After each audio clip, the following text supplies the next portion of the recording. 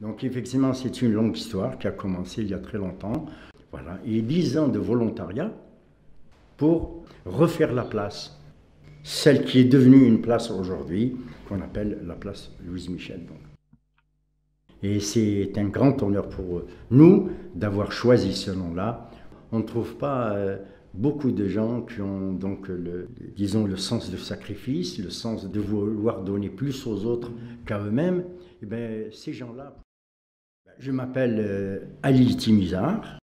Je suis né en 1939, président du CIQ Kadunab et président de l'association des commerçants Akam Belzins, qui était un quartier d'abord très commerçant, mais aussi, bien sûr, au bout d'un moment, avec les réglementations qui viennent donc se mettre en place, le quartier a vu moins d'exportation sur ces pays-là, donc il y a eu un petit déficit quand même au niveau commercial.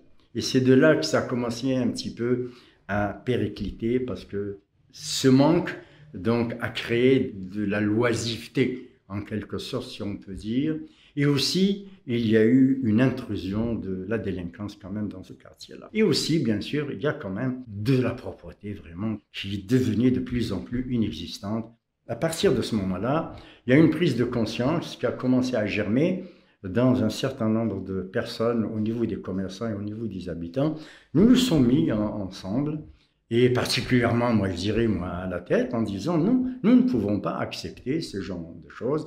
Donc il va falloir qu'on se prenne en charge, en attendant peut-être que les autorités puissent venir nous prêter main forte ou mettre la main à la pâte, afin donc d'essayer de régler un petit peu, une partie au moins de ces problèmes, et voir un petit peu ce quartier-là revivre comme par le passé. Libérons la parole. L'éloquence est une arme.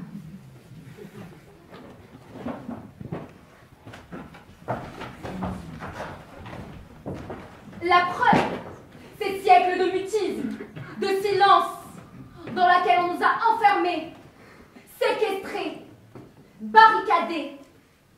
Les filles élevées dans la niaiserie sont désarmées tout exprès, c'est cela qu'ils veulent.